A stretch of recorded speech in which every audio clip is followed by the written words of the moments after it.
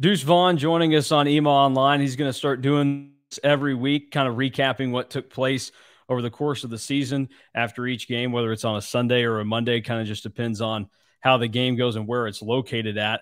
But taking the time to kind of spend a few minutes with us before the season gets underway, just got out of practice, kind of acclimating the team to the lighting situation, I guess, with how everything goes. And I'm trying to think about it right now. How many night games have you actually played at K-State? You've played probably in a few of those afternoon games that sunk into the night, but probably not many true night games. Yes, sir. I think I've played in about three. I remember Iowa State last year, Baylor last year as well. My freshman year, Baylor at in Waco, Iowa State in Ames. But I think those were ones right there. I think I got four under my belt. So this fifth one's going to be pretty exhilarating, especially being back home. And you enter your third year. You've gone through kind of everything where you come in as maybe one of the more unheralded guys. People didn't know you very well.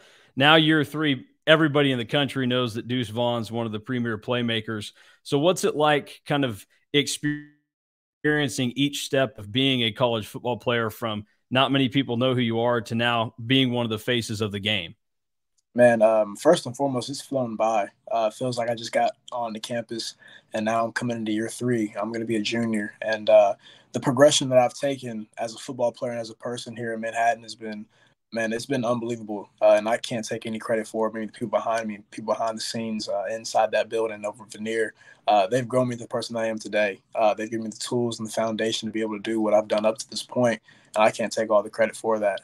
Man, it's been unbelievable. I've had to change the way that I work, to change the way that I grind, change the way that I approach things just because of how fastly it really flipped in a sense. And now, man, it's all about going out there and doing what I've done best, and that's play football with my guys next to me.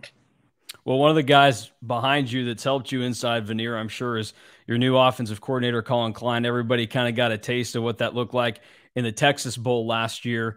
What's it been like getting that transition, and what are some of the things that feel different about having Colin as your OC versus Courtney Messingham the first 2 years of your career?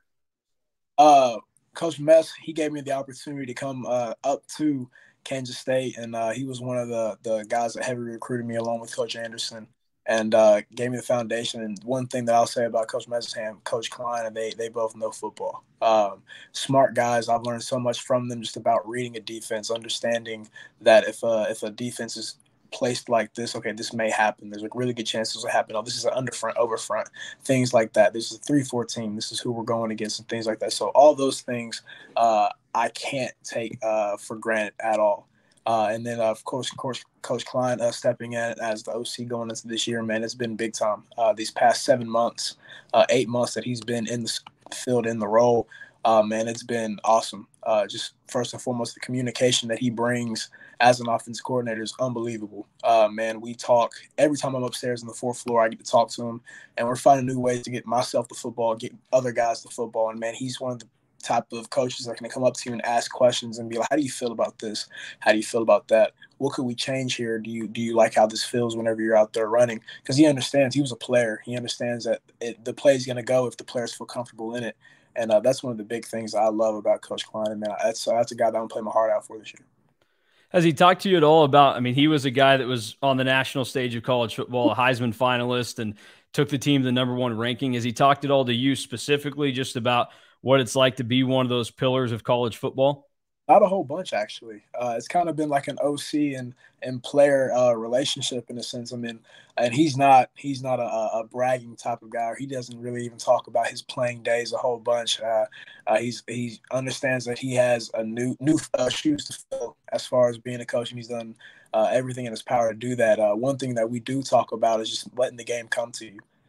That's one of the things that I'm going to have to learn to do, especially whenever you have a whole bunch of eyes on you, is learn to allow the game to come to you, and that you have playmakers all over the field. It's you and 10 other guys that are on that field for a reason, and they're going to go out there and do their job as well. So if they're making plays, I'm the happiest person on the field, and man, just letting the game come to me this year.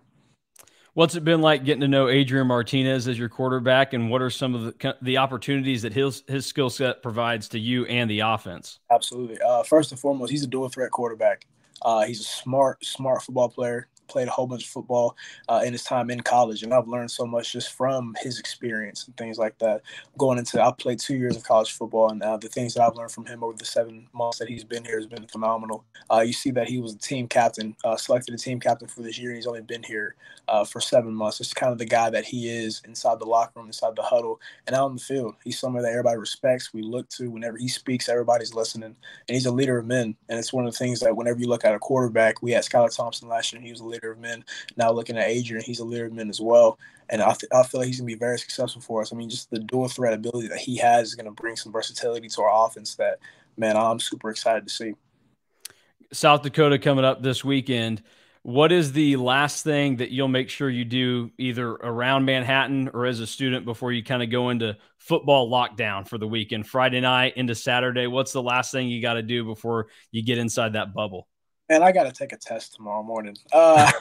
I gotta take a marketing test tomorrow morning. But as soon as I'm done with that, I have a 9:30 class tomorrow. As soon as I'm done with that, it is straight ball for the rest of the day and going into Saturday. But I do gotta take one more test, one more thing to get out the way. Do you have any predictions for yourself or the team on Saturday, whether it's something that you think you'll do and you can kind of hang your hat on, or something that a teammate that we may not expect is going to be able to do over the weekend? 100%. First and foremost, offensively and defensively, as a football team, you're going to see a whole bunch of guys out there competing every single play. We're going to play hard, we're going to play fast, and we're going to do everything we need to do to help ourselves put us in a situation to be successful. We have an amazing game plan in, and it's one of the things, and whenever you look around the field after our practice day, we call it a perfect Thursday. We want to make sure that everything we're going through is perfect. All of our keys are right. There's no mental mistakes or anything like that. So whenever you walk off the field, you're ready to go on Saturday. Man, you're going to see a whole bunch of guys out there competing, playing fast, and playing for each other. That's the only prediction I got.